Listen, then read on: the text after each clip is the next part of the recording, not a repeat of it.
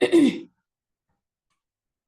Guys, आज हम आपने हमेशा जो अल्फाबेट्स पढ़े होंगे वो A for apple, B for boy, C for cat, इस तरीके से पढ़े होंगे। आज हम जो अल्फाबेट्स पढ़ेंगे ना, वो हम गॉड के साथ पढ़ेंगे। गॉड के साथ मतलब every alphabet it's related to any of our God. तो हम आज अल्फाबेट्स आप नए तरीके से सीखेंगे और I hope you will enjoy the content. और मैं सभी उन मदर्स एंड फादर्स को, ऑल पेरेंट्स को रिक्वेस्ट करती हूँ कि आप अपने बच्चों को उन इन अल्फाबेट्स को भी सिखाएं। मैं ये नहीं कहती कि आप उनको बाकी के अल्फाबेट्स जो नॉर्मल वे में A for apple, B for boy वो सीखते हैं उनको मत सिखाओ। लेकिन अगर हम कोई चीज किसी एरिया में बेहतर कर सकते हैं तो we should do so. I am just doing I am just very eager to make this video to give this content to all the students who are learning these alphabets only in the way of A for apple and B for ball. So please, it's my humble request to all the parents to teach their kids this video alphabets also. So let's start what the alphabet says in this video. देखिए, this is A for Arjun. A for Arjun.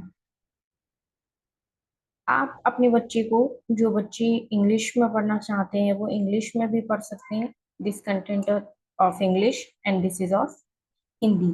मैं ये चाहती हूँ कि हर parents अपने बच्चे को जो कैरेक्टर इस अल्फाबेट्स की वीडियो में बताया गया है उसको डिटेल्ड फॉर्म में उनको बताएं, ताकि वो एक छोटी सी उम्र में ही अपने हमारे ग्रंथों के कैरेक्टर्स के बारे में जानें और उनसे इंस्पायर हो और अपनी इंस्पायर्ड कैरेक्टर से वो आगे उन चीजों को सीखें। मतलब अपनी, मेरे कहने का सिर्फ मतलब इतना है कि वो हमारी जो संस्कृति है, जो संस्कृति है और जो परंपराएं हैं, जो अनुशासन है, तो उससे थोड़े से जुड़े रहें। क्योंकि आजकल जो चल रहा है ना, आजकल क्या है, जब सीबीएसई और आईसीएसई बोर्ड से बच्चे पढ़ते हैं they are not able to read Hindi even. That's why I am saying कि आप अपने बच्चे को अल्फाबेट्स याद कराएं जो हम आपको प्रोवाइड कर रहे हैं। मैं नहीं चाहती कि आप शेयर करें, लाइक करें, नो प्रॉब्लम विद दैट। अगर मेरा कंटेंट कुछ बच्चों तक पहुंच पाता है और वो इन चीजों को याद करेंगे और अपनी दादी दादाओं को सुनाएंगे तो वो बहुत ज्यादा खुश होंगे, क्योंकि ये कंटेंट भी मैं चाहती हूँ कि बच्चे सीखें। हमारा जो आज का यूथ है वो इंग्लिश में ही गॉड से रिलेटेड अल्फाबेट्स को याद करे। So let's start.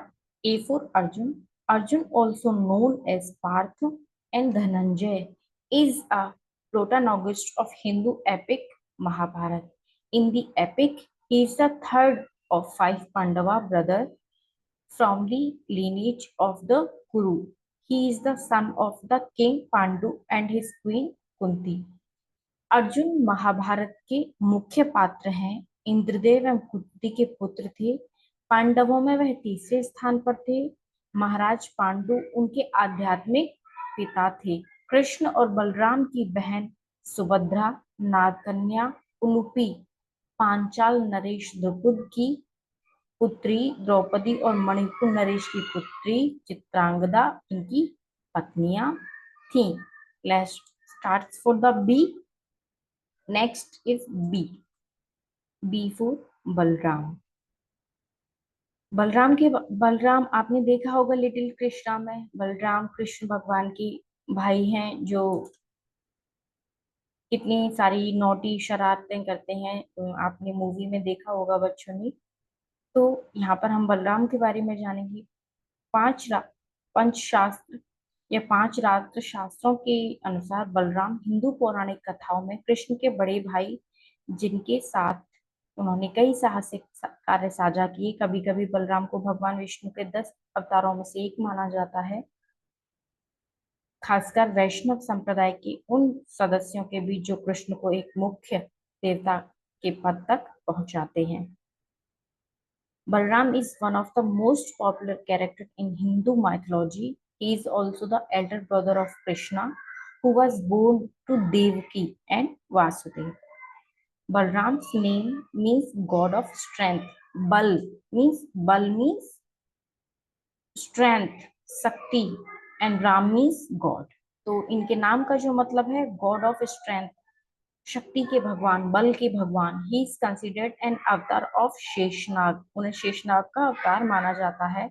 And his role in the Mahabharata is significant. और जो महाभारत में इन्होंने रोल निभाया, जो अपनी प्रधानता दिखाई, वो अमूल्य है, उसका कोई मोल नहीं, बहुत ही सुंदर है. C4. नाउ C4 चैतन्य. चैतन्य महाप्रभु चैतन्य महाप्रभु ने जात पात और ऊंच नीच से परे होकर, यानी ऊपर उठकर, न केवल सर्वधर्म सद्भावना को बल दिया, बल्कि भगवान श्री कृष्ण की लीलाओं से भी लोगों को अवगत कराया. चैतन्य महाप्रभु श्री कृष्ण के भक्त थे. चैतन्य महाप्रभु का जन्म फागुन माह की पूर्णिमा तिथि को पश्चिम बंगाल के नदिया नामक गांव में हुआ था. वर्तमान समय में नदिया गांव को मायापुर भी कहा जाता है. तो C4 हमने क्या पढ़ा? Chaitanya. C4 Chaitanya. Next D4 Dashrath. Raja Dashrath was the father of God Shri Ram. जो राजा दशरथ थे, किंग दशरथ थे, आपने रामायण में देखा होगा. राजा दशरथ ने गॉड श्री राम के फादर थे. He is perfect and will be perfect ruler. वो बहुत ज्यादा अच्छे शासक थे. He has compassion, a sense of justice and courage, and he makes no distinctions between human beings, old or young, prince and peasant. He has same consideration for everyone.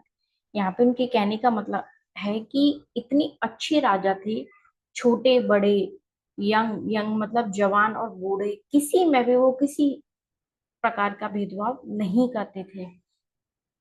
In courage, valor, and all the qualities, none to equal him. In courage, शासन, valor means क्षमताएं, and the qualities, वो सारी जो qualities उनके अंदर क्षमताएं थी, none to equal him, वो सब उनमें थी. कुछ भी ऐसा नहीं था जो इनमें से उनके पास नहीं था. दशरथ वाल्मीकि रामायण के अनुसार अयोध्या के रघुवंशी राजा थे. वे राजा अज्व इनवदुमती के पुत्र थे तथा इक्ष्वाकु कुल में इनका जन्म हुआ था. वे श्री राम जी के पिता थे. उनके चरित्र को आदर्श महाराजाओं, पुत्रों को प्रेम करने वाले पिता और अपने वचनों के प्रति पूर्ण समर्पित व्यक्ति के रूप में दर्शाया गया है. अब मैं कोशिश करूंगी कि आपको मैं कंटेंट दिखाती जाऊं, एक्सप्लेनेशन ना करूं, क्योंकि जो माँ है, जो बच्चों की पेरेंट्स हैं, वो अगर आगे एक्सप्लेन करेंगे अपने बच्चों के लिए तो उनके बच्चे ज्यादा अच्छे से समझेंगे. तो देखते हैं कि आगे एक्सप्लेनेशन आप अपने बच्चों को किस तरीके से दे पाते हैं. नेक्स्ट हमारा D4 दशरथ है. उसके बाद E4 एकलव्य. एकलव्य के बारे में आप बच्चे को बताएं. एकलव्य ने ये यहाँ पे कुछ आप एक्स्ट्रा ना जोड़ें, तो वही बताएं जो वीडियो में लिखा हुआ है. ठीक है, तो उससे भी बच्चे का काफी बेनिफिट होगा और वो ये सारे याद होंगे. F4 four Vedas. हमने फोर वेदाओं के वेद्स के बारे में पढ़ा हुआ है. जितने भी हमारे चारों उपनिषद हैं, ऋग्वेद, यजुर्वेद, सामवेद एंड अथर्ववेद, इनके बारे में बच्चों को आप बताएं, वो इस चीज के बारे में जानेंगे. G4 गणेश. भगवान गणेश देवों के देव, भगवान शिव और माता पार्वती के सबसे छोटे पुत्र हैं. भगवान गणेश की पत्नी का नाम रिद्धि और सिद्धि है. रिद्धि और सिद्धि भगवान विश्वकर्मा की पुत्रियां हैं. भगवान गणेश का नाम हिंदू धर्म में किसी भी शुभ कार्य के लिए सबसे पहले लिया जाता है. प्रभु तुम्हारे कामों को संपन्न करें. I hope. तो G4 हुआ हमारी गणेश भगवान. उसके बाद H4 the Almighty God Hanuman. Hanuman वानरों के राजा केशरी और उनकी पत्नी अंजना के 6 पुत्रों में से सबसे बड़े पुत्र और पहले पुत्र हैं. रामायण के अनुसार वे जानकी के अत्यधिक प्रिय हैं. जानकी मतलब सीता माता. इस धरा पर जिन 7 मनुष्यों और मनुष्यों को अमृत का वरदान प्राप्त है उनमें बजरंग बली भी है। हनुमान जी का अवतार भगवान राम की सहायता के लिए हुआ था। आपने देखा होगा रामायण में कि हनुमान भगवान ने राम भगवान की कितनी हेल्प की थी। Next is I four Indra. Indra जो वर्षा के देवता हैं, जो अनावृष्टि मतलब बारिश अथवा अंधकार रूपी दैत्य से युद्ध करते हैं। और इस प्रकार आप अपने बच्चे को ये एक्सप्लेन करें सारी चीजें जो हम वीडियो में आपको प्रोवाइड कर रहे हैं, तो आपका बच्चा सीखेगा, जरूर सीखेगा। जे फोर जनक, राजा जनक, फादर ऑफ माता सीता। राजा जनक जो माता सीता के पिता थे। मिथिला के जनक नामक नाम का एक अत्यंत प्राचीन तथा प्रसिद्ध राजवंश था, जिसके मूल पुरुष कोई जनक थे। मूल जनक के बाद मिथिला की उस राजवंश का ही नाम जनक पड़ गया, जो उनकी प्रसिद्धि और शक्ति का द्योतक है। जनक के पुत्र उदाव्यु पौत्र नंदीवर्धन और कई पीढ़ी पश्चात राम हुए। J4 Raja Janak, father of माता Sita, and last and the next is K4 Krishna. We all know Krishna. Krishna is a so lovable, so adorable. आप छोटे बच्चे तो कृष्ण भगवान की काफी सारी पिक्चर्स भी देखते हैं, मूवीज भी देखते हैं, तो शायद वो पहचानेंगे भी। तो आप अगर उनको एक्सप्लेन करेंगी ये सारी चीजें तो सीखेंगे। एल फॉर माता लक्ष्मी। माता लक्ष्मी जिस तरीके से हमारे हिंदू धर्म में हर एक स्त्री को घर की लक्ष्मी माना जाता है, उसी तरीके से माता लक्ष्मी है। तो माता लक्ष्मी, एल फॉर लक्ष्मी, लक्ष्मी के बारे में आप, लक्ष्मी माता के बारे में आप अपने बच्चे को एक्सप्लेन करें। इसीलिए मैंने ना पिक्चर्स भी लगाए हैं ताकि बच्चे देखें और सीखें।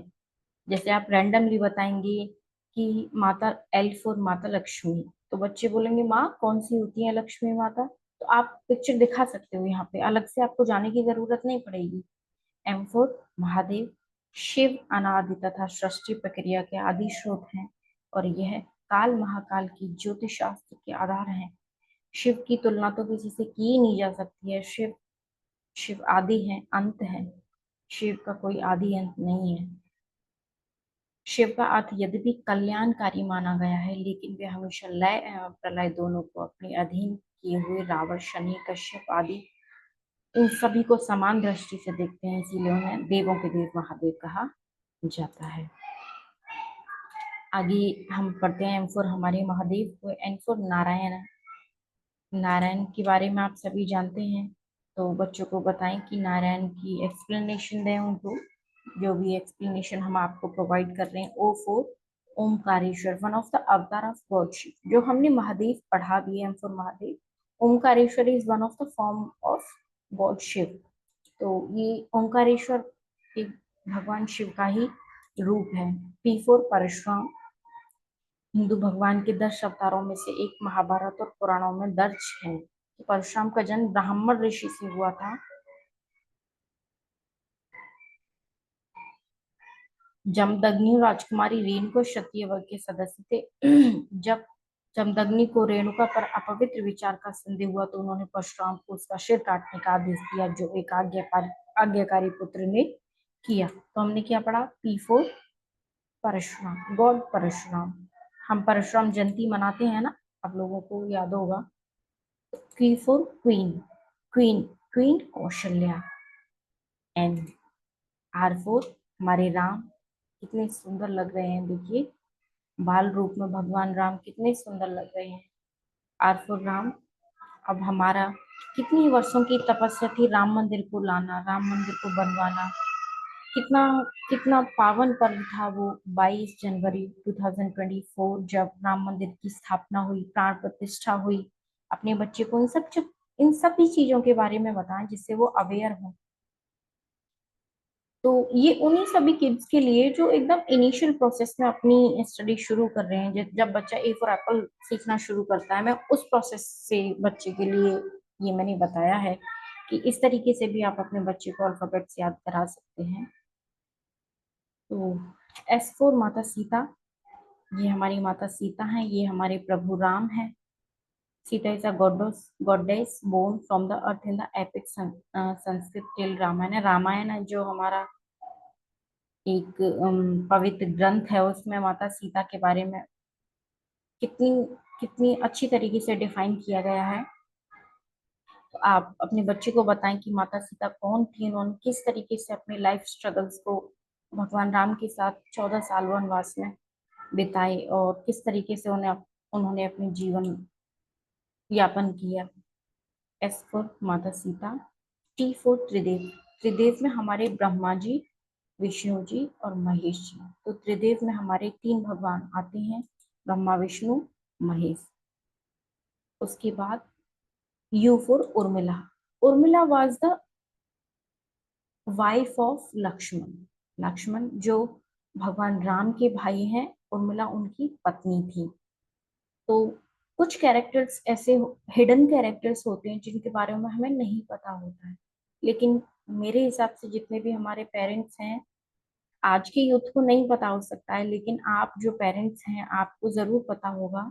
तो आप यहाँ से एक्सप्लेन करके अपने बच्चे को बताएं कि who was Urmila. U for Urmila. V for Vibhishan. Vibhishan जो रावण के छोटे भाई थे, जो जिन्होंने राम भगवान की काफी हेल्प की थी। तो उसके बारे में अपने बच्चे को एक्सप्लेन करें। V for Vibhishan. उसके बाद डब्ल्यू फॉर वामिका। वामिका माता जो है वो माता दुर्गा का एक स्वरूप है। जिस तरीके से ओंकारेश्वर भगवान शिव का, प्रभु महादेव का एक रूप था, एक इनकारनेशन था, उसी तरीके से ये एक उनका अवतार है। तो इसको आप याद कर सकते हैं और अपने बच्चे को एक्सप्लेन कर सकते हैं, ठीक है। डब्ल्यू फॉर वामिका माता। एक हमारे यहाँ शिराब्दी द्वादशी होती है। तो एक्स फोर, मुझे ऐसा कोई पर्टिकुलर कैरेक्टर नहीं मिल रहा था भगवान से रिलेटेड जो मैं एक्स फोर एक्सप्लेन कर पाती। X four explain. X four explain. तो मैंने ये सर्च किया तो मुझे शिराब्दी द्वादशी के बारे में पता चला और एक्स से मुझे ये मिला। तो मैंने सोचा कि this will be the great, क्योंकि मैं पूरा कंटेंट बनाना चाहती थी ए टू जेड, दैट्स वाई। तो इसके बारे में भी अपने बच्चे को बताएं। इसके बाद वाई फोर यशोदा मैया। आप जानते हैं यशोदा मैया जो कृष्ण भगवान की पत्नी है, नंद बाबा की पत्नी, ओ सॉरी, कृष्ण भगवान की माता है, नंद बाबा की पत्नी है। यशोदा मैया जैसी माँ होना नहीं कहा जा सकता, युगों युगों तक नहीं हो सकती यशोदा माँ जैसी माँ। लेकिन मैं ये नहीं कहूंगी कि हर माँ यशोदा माँ जैसी नहीं होती है। ये तो वो पेरेंट्स और माँ ही जानती हैं कि जो अपने बच्चे को प्यार करती हैं। तो वाइफ और माता Yashoda. And the last one we will Z for Jarasandh. Jarasandh Mathura के नरेश कंस का ससुर एवं परम मित्र था। उनकी दोनों पुत्रियां अस्थि और प्राप्ति का विवाह कंस से हुआ था। श्री कृष्ण के कंस श्री कृष्ण से कंस के वध का प्रतिशोध लेने के लिए उन्होंने जिसे 17 बार मथुरा पर चढ़ाई की, लेकिन जिसके कारण भगवान श्री कृष्ण को मथुरा छोड़कर जाना पड़ा। फिर वो द्वारिका जा बसे, तभी उनका नाम रणछोड़ कहलाया। रणछोड़।